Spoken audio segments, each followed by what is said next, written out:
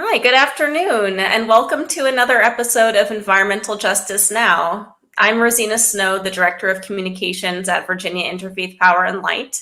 We have a fun episode today because we'll be talking with James McDonald, who is one of our regional faith outreach coordinators. And we're going to be talking about beekeeping.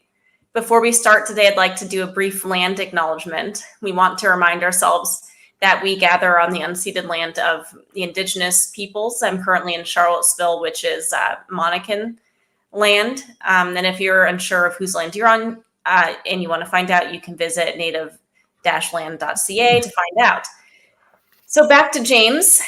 James is one of Virginia IPL's, again, regional faith outreach coordinators, focusing on Richmond, and particularly working with a lot of congregations on projects around planting trees and putting in gardens.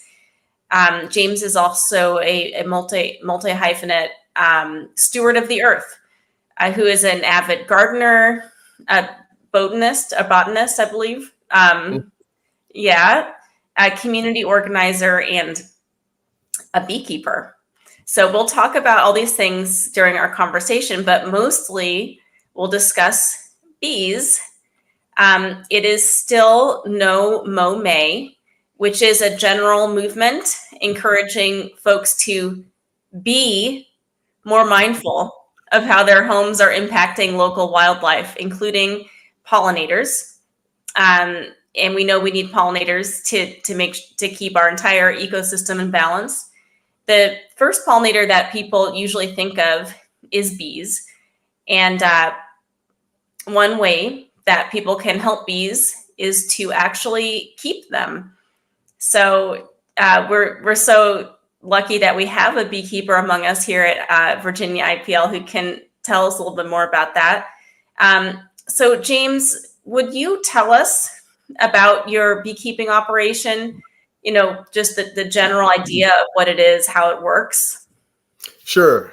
Thanks for having me, number one, Rosina. And so my beekeeping operation is comprised of, I have about 4 beehives that I try to keep. Sometimes they keep me. And I say that because as a beekeeper, you'll quickly learn that there's a lot of practices you can try to employ to make your beekeeping more effective. And you do all this stuff and the bees will turn around and do something totally unexpected, or they just don't follow your game plan. So that's why I say sometimes the bees sort of lead the way, if you will. I do harvest honey from my hives, and I also really like the idea of trying to help with the issue of pollen, having enough pollinators to do the important work that they do.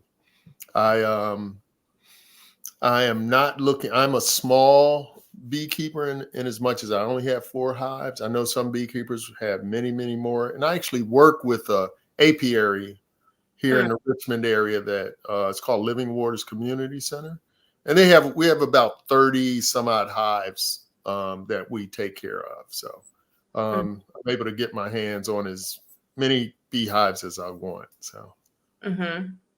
So when did you first start to get interested in beekeeping? I've been doing it for about 5 years now. Yeah. Not that long. I steward a community garden, and about 5 or 6 years ago, someone gifted the community garden 2 beehives, which was great. I was really excited about it. And along with those beehives, there was supposed to be a beekeeper who was supposed to come and take care of the bees. The beehives arrived, and they were in place for about 2 to 3 weeks. And the beekeeper who was supposed to be working with us, she moved out of town. So I was left with these beehives, had no clue what to do with them, but just trying to keep them alive, trying to keep the investment alive. I started learning about them, and bees are truly fascinating bees in a hive, a beehive, because there are definitely there are solitary bees. There are bees that are that live not in hives but live in solitary settings. Yeah, I really just became fascinated with them, understanding how a hive operates, understanding how a queen, sort of how she impacts the hive, and just learning about that animal husbandry at that level was, really, really exciting for me. And Hmm. I'm a curious kind of guy. Well, maybe not curious, but I like learning about new things.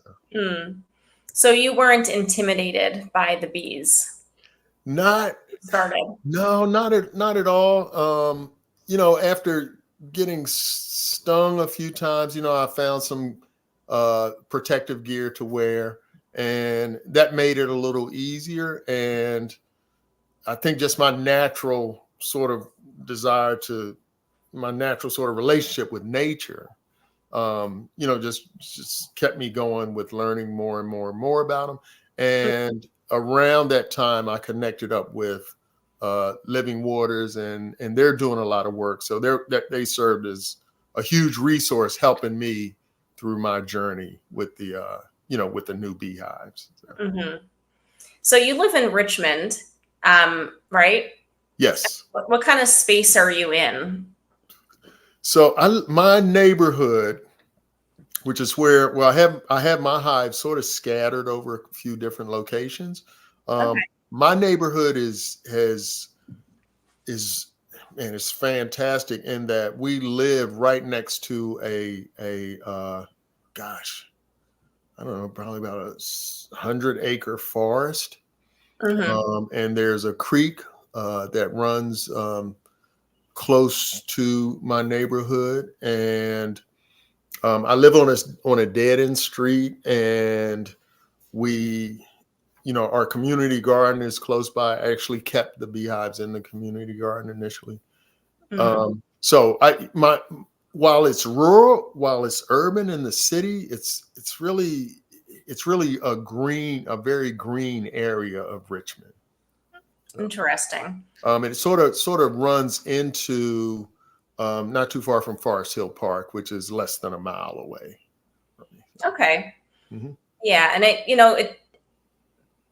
many areas in cities, even in more dense areas, there still is some access to parks. And how far do honeybees? These are honeybees, right?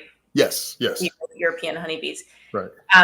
They will fly for miles, right, to That's find true. food. Yeah, Yeah. they'll forage a couple of miles Hmm. easily in search of nectar. So Hmm. they can they can literally get to. I'm going to say they can get to the James River from my neighborhood. Definitely all of the hives that are at Living Waters, we know for a fact that they forage as far down to the river as possible. So Hmm. yeah. Yeah.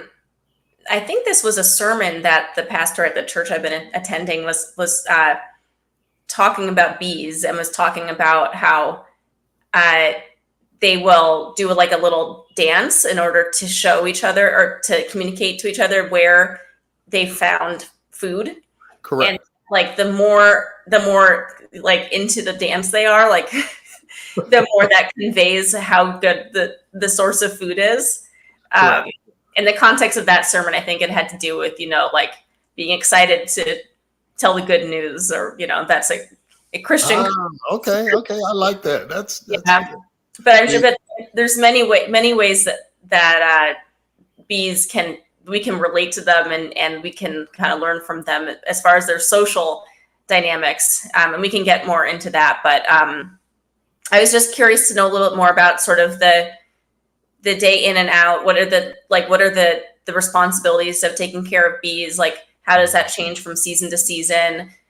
How do you set it up? What are the first steps? Those sorts of things. okay.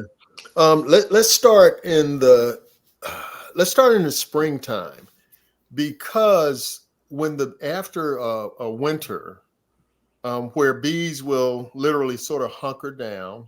During the colder season, the bees will actually retreat. They will not go out to forage because there's nothing to forage, nothing to forage on that time of the year. But in the springtime, after winter, bees will slowly start to emerge. The queen will become more active. The queen will start laying. She will start laying, and the hive will gradually, not gradually, pretty quickly, the population of the hive will probably double or triple during the months of April, May, well, March, April, May. So what we're going to do as a beekeeper is that we will, if we're harvesting honey, what we'll do is we'll add what's called supers, which are a certain size hive box that you put on your colony, that the bees will store. They will begin to store honey in those. They'll store nectar, which becomes honey.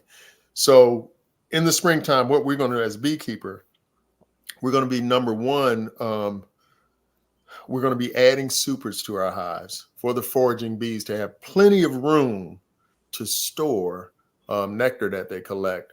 And also, that time of the year is when bees tend to swarm. And by swarm, what happens is it's just natural sort of species reproduction. They will actually, the hive will sort of collectively decide that, okay, there's not enough space in the hive.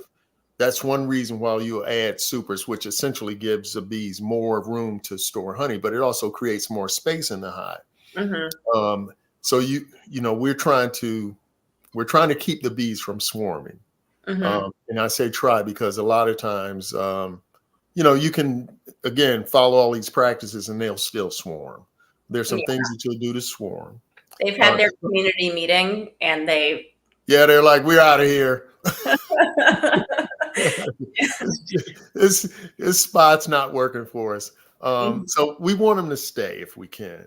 So that's kind of the springtime. And then in the summertime, as it gets warmer deep into the summer, you will get to a point where in alignment with the nectar flows for different trees and tree species and flower shrubs. What we'll do is sort of get to a point where we will pull the supers, which are now packed with honey. We'll pull those off and we'll extract the honey off of the supers. So so we may do a honey extraction kind of late spring, and then we'll do another extraction later on in the late summer. If there's been enough of a honey nectar flow in the tree. Right. Is there like a certain, this is now where I don't really understand how it works, but like how do you make sure that the bees have enough? Well, first of all, how does when and how does the nectar turn into honey? Like what's that process? Oh man, this is always the most exciting part to explain to kids. Oh. So when bees are foraging, they'll ingest the honey and the nectar. When they arrive at the hive, they literally will vomit the nectar to a nurse bee that's working, not a nurse bee, but one of the bees who work in the hive, who stays in the hive, because there are different categories. Some bees are foragers.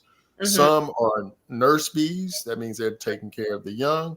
And then you have, just the bees at work, general work in the hive. And so they will do that exchange of nectar several times as it's being moved from the entrance at the hive into the area of the beehive where the supers are, where they'll store their honey. So literally, we have kids who come down from a local school, and they love to hear that story there. Oh man, honey is just bee vomit. So, but by processing, by exchanging it, what happens? There are enzymes that are introduced into the nectar that help it become honey. it actually transforms it into honey. Oh, Um, so that's there is that. So I guess you were getting, well, how do we know how much honey to leave on the hive? yeah. So what we'll do is the average beekeeper will, if he's taking honey off, if he's taking his honey supers off, what you want to do is you want to try to anticipate leaving enough food on the hive for the bees to get them through the winter, because they can't go out and forage. So all they're doing in the winter, in the cold months, is they're clustering inside the hive. Mm-hmm. And in order to keep warm, what they're doing is they're going to cluster and just sort of exercise in place. And Mm-hmm. that generates enough heat Mm-hmm. to keep the hive, keep that cluster alive, Mm-hmm. and also to keep the queen alive, who is going to be tucked in somewhere in that cluster, Mm-hmm. until she begins to lay again in the spring. So Mm-hmm. we'll do that. Some beekeepers will actually feed their hives in the fall. They'll make a solution of sugar water, 1 part sugar, 1 part water. They'll make it and they'll put it on the hive so that the bees they'll have that extra food to store, because the Mm-hmm. bees will take that sugar water, they'll convert it into honey, and it'll be there for for nutrition. The other Mm-hmm. thing that some beekeepers will do is you can make a sugar, just a block of sugar and water. It looks like a brick almost, and you can put those in the hives, and the bees will actually ingest that too for nutrition. So, yeah. Okay. Yeah. Yeah. All right. That explains it. So what do you know what nectar or what plants your bees are? Literally every plant that is available. I mean, they don't discriminate. I mean, most of the nectar that bees are harvesting actually are coming off of trees. Okay. Yeah, most of it is. They will avoid some trees like crepe myrtles. Okay. Non-native species don't support the foraging activities of honeybees. Although the So bees aren't themselves native either. they're not, but They're they don't like. yeah, they don't. It just doesn't help. It just doesn't help themselves. Um, but yeah, they will get as much nectar as they can from wherever it's available. Mm-hmm. And you hear stories about sort of massive commercial beekeeping, Mm-hmm. and people are moving around tractor trailers loaded with beehives Mm-hmm. to farms to support pollination there. So yeah. Mm-hmm. But yeah, they'll as trees bloom, as they will just move from one tree species to the next, or one shrub species to the next. Mm-hmm. Do you plant any plants for them, or do you just kind of trust that there's enough out there? There, I trust that there's enough. Just as a naturalist myself, I'm really trying to add more native species to my home. Mm-hmm. And if I can encourage people, I encourage them also. Mm-hmm. I steward the community garden, so we're planting we're planting blueberries and things like that to support them. Mm-hmm. Um, and also, there's another garden, my church garden, that I steward. Mm-hmm. We're planting all of the vegetables that we plant. Offer some support Mm-hmm. for the bee populations. Do you have any plants you would recommend, like that are easy to grow, but that bees really like? I mean, I can think of a few myself, but um, Yeah. they really they like lavender, right? Lavender, mountain mint, mountain Mm-hmm. mint. Mm-hmm. I'm going to say any Like species. sunflowers. Hmm? Sunflowers. Sunflowers, yeah, they're very supportive. I would say anything that really produces a lot of Yeah. flowers. It Mm-hmm. has heavy flowering. Um, they will, that'll help them along. Fruit trees. Yeah. Uh, yeah, they're going to provide a great deal of support for the pollinators, for the bees pollinating. So, Okay. Awesome. So what are some of the challenges of keeping bees in a urban setting or anywhere? um, a a huge challenge is our modern day frustration with mosquitoes, as evidenced by people hiring the mosquito Mm, killer companies that come in. Um, it- the pesticides really present a big problem yeah. for beekeeping. Yeah, and those companies have, and I hate to dog them out, but those companies really, their marketing says, well, it won't affect bees. I really don't buy that. Yeah. It's an insecticide, and they are very good at their marketing. And what happens is, this actually happened with a hive that I was taking care of for living water, is that um, the host who was hosting the hive, she had a neighbor who was, used the companies, and it actually sort of, I won't say it killed the hive, but we had to remove the hive because it was just Mm, really, really challenged by the insecticides. So. yeah. So that's one challenge. Another challenge is just a general sort of misunderstanding about Mm, bees. mhm, And there are some people who are so frightened of bees that, anything that appears to be a bee, really just strikes fear, and they don't want it around. Um, so that's another challenge that we face, is that in an urban setting, you may have a neighbor or a business, a school, for example, that may say, you can't have that beehive here because the children will, mm, that type of thing. So it's placement, and trying to find an area that, the bees will not become a problem. So I've had to move hives because um, someone got stung, and yeah. they really had a problem. So Yeah. Yeah, it does seem like the kind of thing that could be woven into any community fairly seamlessly, but there does need to be some level of education and yeah, just addressing people's fears around it. sure, sure. A lot of people. I mean, someone could get stung by a yellow jacket, and it's a problem for the bees. And Yeah. just everything gets pointed to the bees for, as a pest. So. Hmm. Yeah. So have you learned anything from the bees, when you observe them?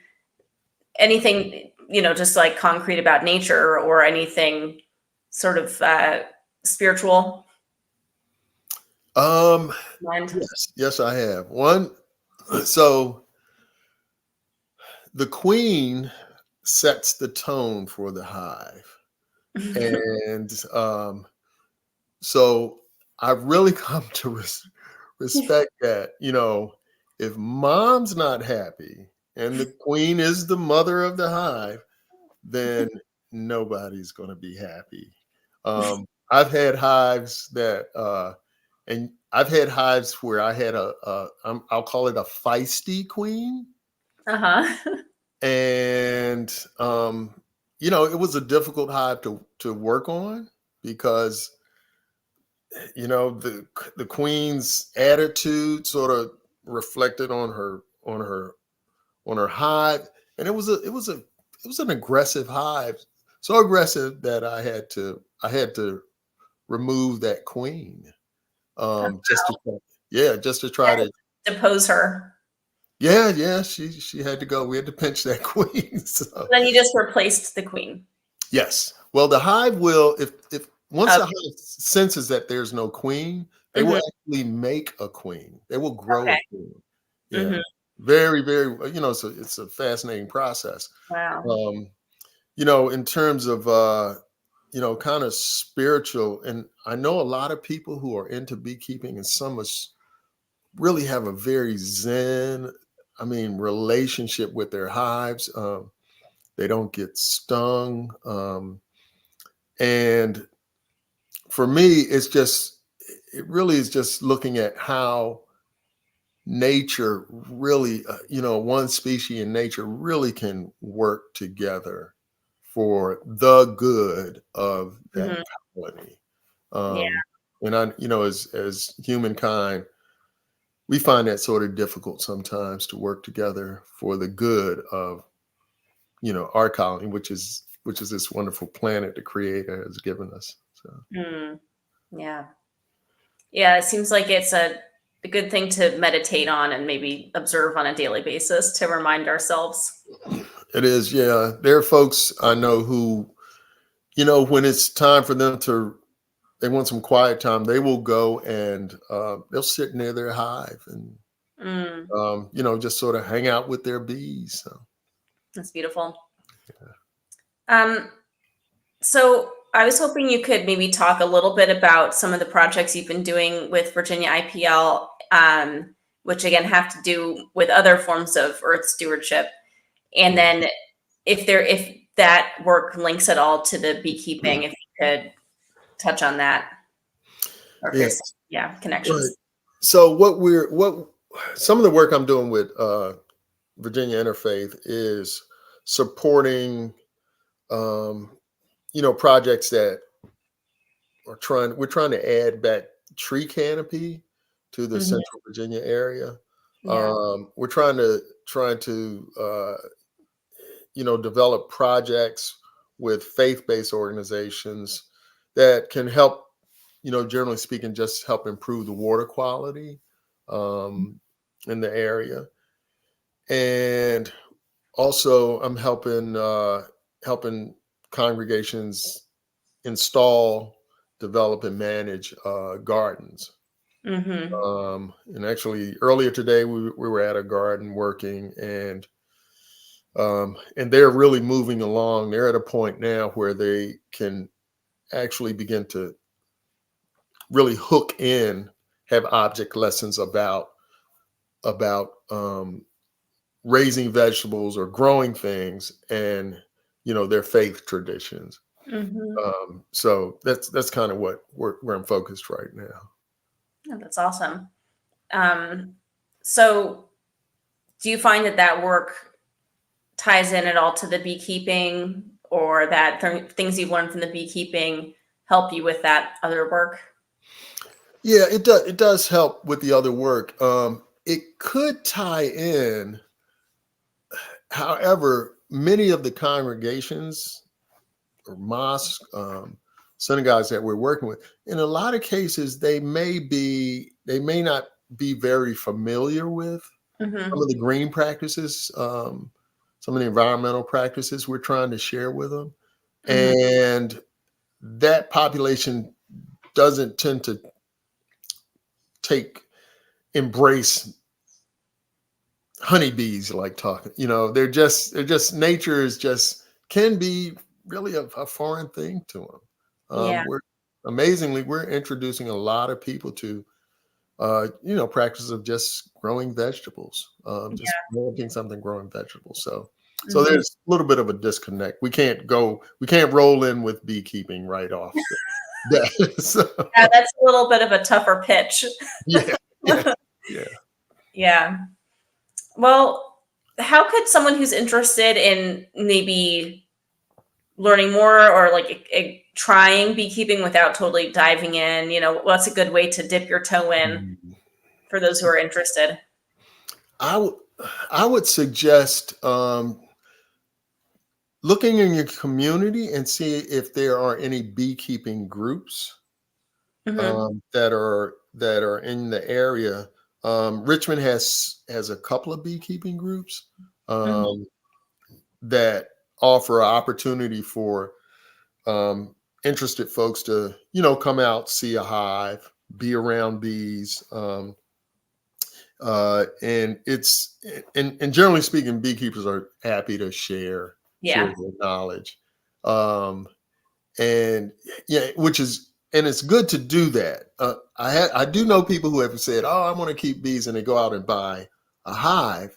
Yeah. And the first time they open the hive and they're looking at 20,000 bees, it's just too much for them. They're kind of overwhelmed. So I would Yeah. suggest finding an organization where you can sort of dip your toes in a little bit and talk to some experienced beekeepers.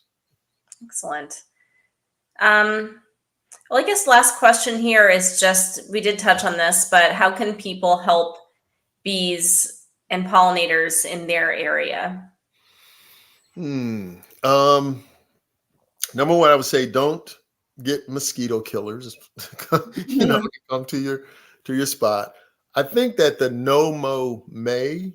Hmm. Um, I think that's a wonderful, wonderful initiative. The beehives, domestic honeybees, do not do all of the pollination that occurs or that needs to occur. In fact, most of the pollination occurs by solitary bees, Yeah. native bees, Hmm. and by not mowing, by leaving some leaf litter in your yard, you give those those native pollinators, you give them a little bit of a chance Hmm. to do what it is the creator put them here to do. Uh, if you can start reducing the amount of lawn that you have on Hmm. your property, um, that would be a huge, huge benefit for the pollinators. Yeah. To just have more mulched areas versus Hmm. pristine lawn, grass there. So Yeah. And when you mention no mow May, and again, this is the idea is that you don't mow your lawn during the month of May. It tends to touch off all sorts of conversations because there is yes, nuance to things, and people are in different situations. People have dogs that need space and they don't want to pick up ticks. Um, I've I got feedback saying that in Virginia, this is like a kind of, I don't know if it's nationwide, but it's like a widespread kind of movement in Virginia, and I guess further in the South. The flowers that grasses and ground cover put out happens to be more in it's more in April that those flowers start coming out. So maybe April's, if you had to choose a month not to mow, April might be better.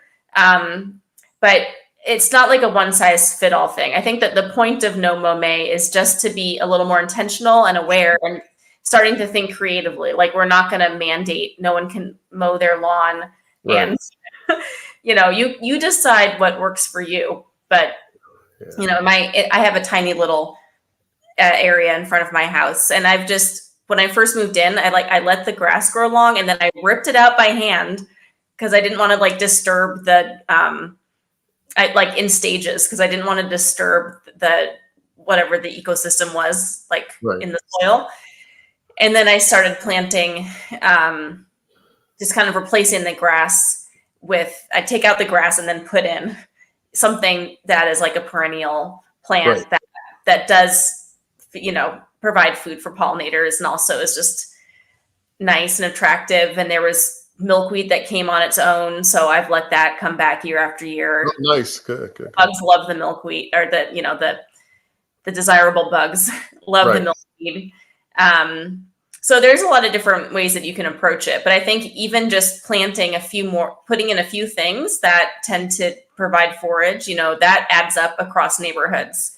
It's when if every single house is just nothing but lawn and is using pesticides all the time, like that can create really kind of dead Yeah, zones. yeah, yeah. It's so extremely unnatural. Yeah. Um, but we one of the projects that Interfaith did in January, I think, was we had a huge tree giveaway. And Yeah. all of these were native species trees. Mhm. And I think we'll be doing a little more of that Mhm. here later on this year, which, Yeah.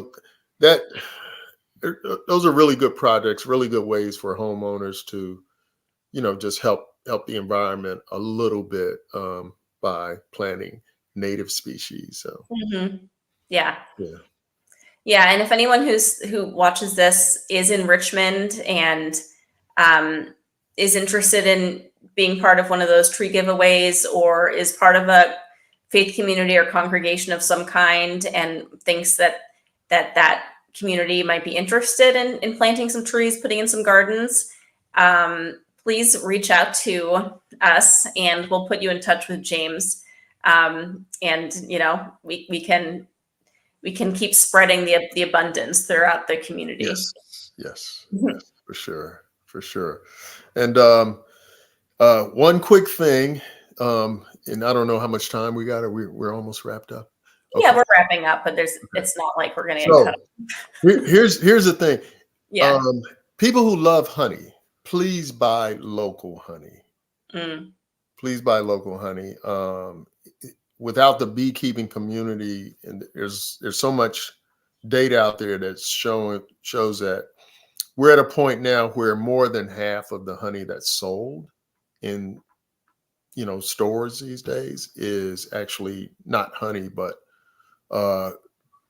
sugar water, some sort of nectar water or something that's been concocted, I don't know, in some plant, some factory somewhere. So buy local honey, so that you want to get the health benefits of it. And the stuff that a lot of the stuff that's being sold today is just not honey. So I have heard, someone would need to fact check this, but I have heard that it can help with allergies and just health to eat the honey that is produced in your local area, just Right. because of it connects in somehow, with the plants that grow in your area have some relationship with, I don't know. Yeah, it's the pollen that theoretically, if you ingest local pollen, your body will then not have that allergic reaction to it. To pollen. I would say that the jury's still out on that, whether it really works. So but there's plenty of other good reasons to buy. A ton of good reasons. Yeah. And I think it usually does taste much better. It has just a really delicate and lovely taste. The stuff that's coming from a range of flowers, and not just some mass produced whatever. So yeah, sugar water. And literally, as the bees forage and produce honey, you can actually from we have living waters, we actually harvest and sell a early spring honey, and then you have a midsummer honey, and it really is, it tastes different, it actually looks different, and it's based on what trees the bees are foraging on at the time.